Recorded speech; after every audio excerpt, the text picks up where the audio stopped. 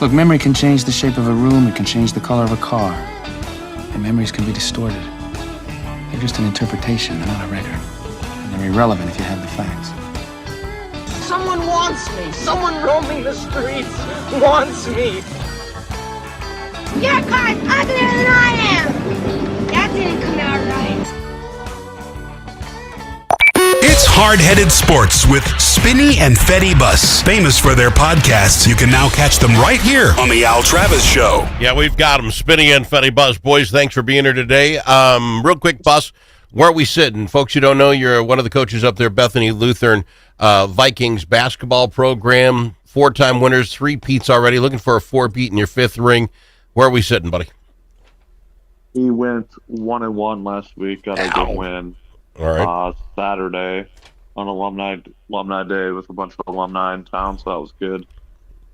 We are 3-2 in the conference, tied for second, and University of Minnesota Morris is 4-1, sitting up top of the conference, and we play them tomorrow. So I got a very big game tomorrow night. And is that up in Morris or down here? Yep, they're up in Morris. If somebody were to want to watch that, is there a way of picking that up on a live stream or something? Oh, yeah, for sure. You can just go to blcvikings.com and go to men's basketball schedule and then scroll down to the Morris game, and you'll see a little video icon, and you just click that and it'll load up the stream. And what time's the game at? I think I'm watching that tonight. 7:15. Fantastic. All right, go get them, my friend. I appreciate you being here. Spinny, Bus, just a couple news items before we get into the sports, all the sports stuff. They're talking today about Stafford or May. Who should get the MVP? Doesn't have to go to May because he's still in the game. I know MVP is supposed to be for regular season. Your thoughts, Spinny? Who should get the MVP trophy this year for the NFL? This is a good one, Al, because there's a couple of records going to be broken either way. Stafford leading the league in touchdowns and over 4,800 yards. Every quarterback to ever do that has won MVP. But Drake May led the league in yards per attempt and completion percentage, which has only been done twice in NFL history by Brady and Rodgers, and both those guys won MVP as well. So it's a tight race. I just think when you look at the straight numbers, Stafford almost 10 touchdowns more than second place and leading in yards. I just think that's probably the guy that's going to get the award. Bus, you fall the same way? Yeah, I'm with Spinny. I think Stafford should probably get it. It is obviously going to be very close. And the last Sunday of the NFL regular season is when the voting was complete. So it's been done for a couple weeks here. All right, and literally the last Sunday, May didn't have a very good game, right? I mean, he didn't end the year off all that well. I don't know. I think he might have lost it there. Let's do this. We're happy to hear, right, that Flores is going to stick around as long as he does not get a head coaching job, which I think is fantastic. But do you see the news today that Minnesota Vikings Durante Jones is leaving to be defensive coordinator for the Washington Commanders? For folks who don't know, that guy was our linebackers coach. He was in charge of pass plays. Your thoughts, Spin? Yeah, he's obviously a good coach, has worked under Flores, worked under Zimmer as well. It seemed like he was Flores' most trusted guy as far as assistants go this year, so it'll definitely be a loss, but good luck to him in Washington, and I think Flores will be fine. I think we'll be fine defensively as long as we're keeping B-flow. All right, well, let me ask you this. I'm going to throw this at Bus and Spin, think your answer as well, because I want it to both of you. I get it. We keep him as long as he doesn't get a head coaching job. But wouldn't that Bills job be fantastic for him? If they're not a team that's on the decline. They made the playoffs, 6 of the last 7 years. They just need somebody to get them over the hump. And Flores is kind of that guy. Wouldn't Buffalo look good looking at him? And I don't want Flores to go to a bus, but am I nuts on my analysis?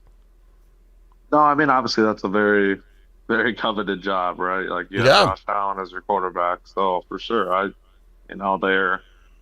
how many of the top candidates are already hired? You know what I mean? So, Flores, I think, should be in consideration, even though I don't think I've seen any posts or news that said he is in consideration for that job, which is good news for us. Well, it's good news for us, but it makes no sense, Spinny. Doesn't that look like a great spot for him? Yeah, I do think, though, especially given what was going on with McDermott and stuff, it'll most likely be an offensive coach in Buffalo. Okay. I think they're trying to look for somebody to, help enhance Josh and and keep them more in the things that they want and make them a more explosive offense. It kind of seems like that's the direction they'll go. I thought Flores' best chance were the Pittsburgh and Baltimore jobs. Yeah. Obviously, both of those are filled now. I don't think he's taking the Browns or Cardinals job. So I am with you in the fact that it kind of seems like it's Buffalo or bust for him, but there hasn't been a ton of interest either. So looks like we're probably bringing him back. And I'm not saying anything, but sometimes when you're suing the league, it does hinder your ability to move up, right? He's still in the middle of that lawsuit for the NFL. Agreed that it does, but should it? That's it's real life versus what really should happen. And in real life, when you're suing the management, it's very tough to move up. I'm just throwing that out there as a life lesson. I'm old. All right, let's talk about the games, because I think I'm going to get both Spinny and Bus to come around on this. The Patriots and the Broncos. Patriots win 10-7. That was probably Al's favorite game of the weekend with how boring it was. Probably your favorite one. It didn't have to be boring, but they don't have a dome on it. So second half shows up, and what do you know? The worst football played ever all year long has to be in the division game, right? The conference championship game. And you know what? They couldn't punt the ball. You couldn't throw the ball because no one could see the ball. The refs couldn't place the ball because they couldn't tell when it went out of bounds because they couldn't see the ball. It proves my point, right? Spinny, just say yes, Al, you're right. Put a dome on it when these games matter this much. No, for sure wrong. Yep. I was really surprised with your take, though, Al. I thought you were going to come on here and give me the defensive struggle and old it wasn't a defense. It wasn't because there was nothing. All it was a run game. I had a friend who doesn't do a lot of sports stuff, but he texted me. He was watching the game and I was watching it. And I don't know if you see the play. The Patriots go to hand off the ball. The running back doesn't make it there because he fell over on the ice. So May oh no, I must run the ball. And he took 2 steps and fell over himself. 2 prime athletes didn't make it a foot and a half in front of themselves trying to do a handoff. That was the whole second half in a nutshell. It was ugly football. Don't tell me I'm wrong, Spinny. Put a dome on it. Boss, am I wrong? That wasn't football. That is not what we come to. It comes down to the division. The championship game comes down to who doesn't screw up on the ice worse. That's a horrible way of playing football. But that's how football has been now for its entire existence. So you can't really say that. No. This game, because this is how young you are. I don't want to keep doing an ageist thing on you, but you're too young to know anything. This game would be done by now. We would be done with the Super Bowl by the time, what are we, the 20th in January? We were done with the Super Bowl. Yeah, you would have had... True. I mean, that game would have been down someplace in the South under some nice warm conditions. We'd never play this late, let alone 2 weeks from now someplace else. And why is it, Bus, is the Super Bowl not going to be played then in one of these stadiums so that we can have this crap weather show up on a Super Bowl? Because that's not football. Come on, Bus. Those are fair points, honestly. Oh, I know. Because I've been around a long time. Spinny, tell me I'm not changing your mind. This is not football. I mean, part of it is, though, you earn the right to host based on your regular season performances. And especially cold weather teams like Denver and Buffalo theoretically should be using this weather to their advantage to win games at their home, which they earned by their regular season record. So that's the only thing I'm pushing back on. So if you want to do that, the first round is at home. First round, you get the advantage. Everything after that, if you don't have a dome on it, we're not doing it. That's just because the difference in games. Look at the difference in games. Okay, the Patriots survived, right? Because how many missed field goals? 3 or 4? They couldn't even kick the ball through them. Go ahead. Can we talk about Sean Payton not kicking the field goal on like the 12-yard line in the first half when he knew that giant storm was coming in the second half? Crazy. What was that? He says there's always, what do you say, regrets when you lose. There's always regrets. That was a really weird play. Well, it's just points. Like, the if you get to 10 or 13, you're winning that game. You know that's all you need in that game. Points are like the most valuable commodity ever, and we're not going to take them with Jarrett Stidham as our quarterback, and they never even flirted with the red zone again. I feel like that game was truly Mike Vrabel out-coaching Sean Payton over and over again. One penalty and no turnovers in a blizzard is crazy work. But this is Spinny. This is Spinny Bus actually going on my side. This is so your age football. Got to go for it on 4th down. Don't take the points. Go back to old-time football. You take the points when you get them. Spinny's making a point. Go back to real football. This idea that we go for it, I don't care where we're at on fourth down, we're going for it, is crazy, Bus. And it's young man football, not real football. My point is, like, the fact that you have to play the feel of the game. Yeah. Obviously, in Rams Seahawks, I'm probably going for it on every fourth down because I know I got to get to 35 points to win the game. But when I'm playing the Ice Bowl against Drake May and he has 86 yards passing on the game, I know that points are at a high value. Yeah. Like, that's just where I just don't understand. Like, I felt like you have to play the game and play the actual matchup, not just numbers. That's probably fair enough. Bus, your thoughts quick, then we'll go to Seattle in the Rams game. Well, yeah, I think your quarterback is Jarrett Stidham. Like, no offense to him, but you should be taking points. That fact alone, you should be taking points any chance you get them. Don't even think about the weather, but just the fact that your quarterback is Jarrett Stidham. You need to be taking points at all times. Brosmer had more starts than Stidham. Brosmer. And you didn't take the points. I get your point. Seattle and the Rams, guys, I love that football game. That's what football should be about. It wasn't a weather situation. It was just good football. I really didn't think – I thought the defenses would be better, but the offenses stepped up. Bust your thoughts. I mean, that game was so elite. That was such a good football game. Back and forth the whole time. Sam Darnold, oh my gosh. I don't know if the Vikings are just cursed or what the deal is, because this guy, he wins 14 games, plays the Rams in the playoffs last year, and just looks absolutely horrendous. So we dump him. And now he beats the Rams twice in 1 year, including in the NFC Championship game. And he didn't see ghosts literally a single time that entire game. Sam Darnold was so good from start to finish in that game. Spinny? Just such elite quarterback play.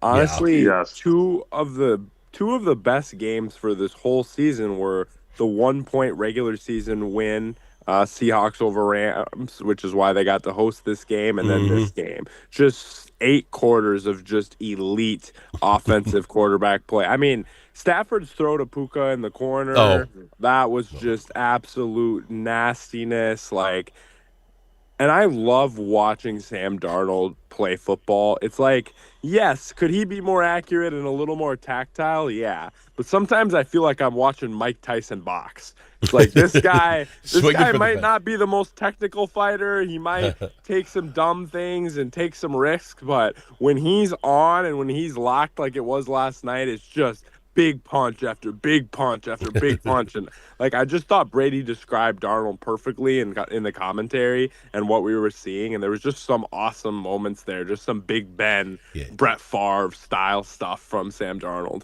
The moment didn't look too big for him in that ball game, and that's what I love for him, because he was with us for a while. We got to go to break. I got to talk a little bit about your Minnesota Timberwolves. We'll do that right after this with Spinny and Fetty Bus from Hard Headed Sports. When the stakes are high at the Minnesota Capitol, you need more than a lobbyist. You need a partner. At Momentum Advocacy, we bring nearly 90 years of combined experience in government relations, public affairs, and strategic communications. From nonprofits to national corporations, we help organizations navigate Minnesota's political landscape with integrity, insight, and results. Whether you need legislative champions or headlines, Momentum Advocacy delivers. For more, visit momentum-advocacy.com. Momentum Advocacy, your friends at the Capitol. Tired of one-sided media and divisive noise drowning out your conservative values? Take back the conversation with Braver Angels. Join a grassroots movement to restore civility and find common ground without compromising your principles. As a conservative, your voice matters. Share your perspective on issues like immigration and public health in Red Blue workshops and help rebuild trust in our great nation. Be a leader in depolarizing America. Sign up for free at mn.braverangels.org. Braver Angels, where conservatives, liberals, and independents unite for a stronger republic.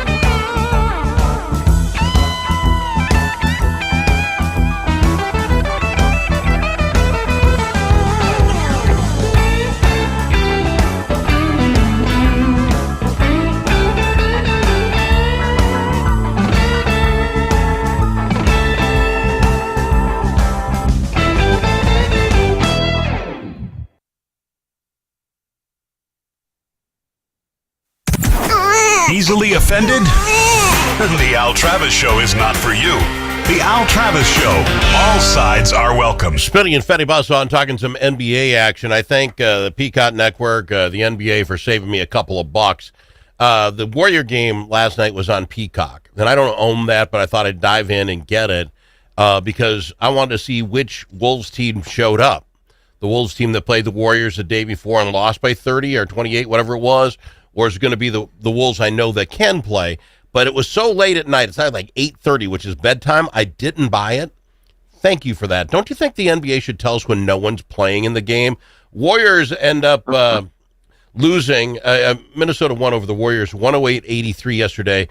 Draymond Green wasn't in the game. Steph Curry wasn't in the game.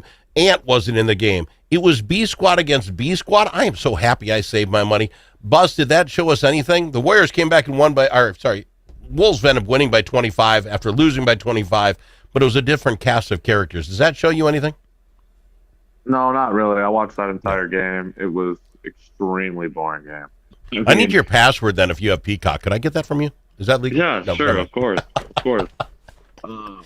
They were running out there with basically Brandon Pajemski as their best player. I mean, they had zero offense at all. They had like 54 points or whatever it was going into the fourth quarter. They just, I knew it was going to be a blowout that whole time. So that can't really show you anything. But we do have a game against the Mavs on Wednesday, which if Ant plays, we obviously should be able to win. But then we play the Thunder on Thursday. So big game back to back. Spinning your thoughts. We had 5 losses going into what was a win over the B squad. Does this tell you anything about our team?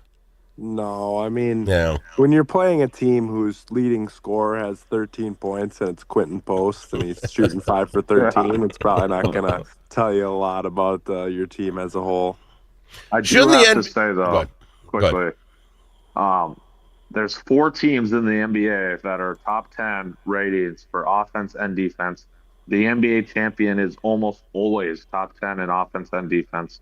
Mm-hmm. And the Wolves are one of those 4 teams. So, okay, and that's in a pretty good spot.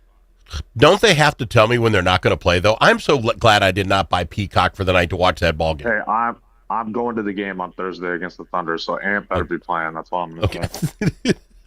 I hope for you they do. What? I would have made me laugh so much if you bought the game to stay up past your bedtime and got to watch Quentin Post and score 13 points for the Warriors.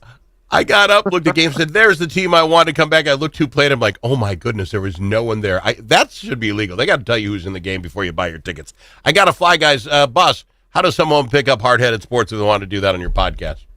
You can get Hard-Headed Sports on YouTube, Spotify, and Apple Podcasts. And it costs you nothing. It says subscribe, but that doesn't cost you nothing, so get it. Spinny, Bus, thank you guys very much. Good luck this week, Bus. Go get them. Thanks, Al. If it's your turn to host a game, Grandpa's Barbecue suggests you try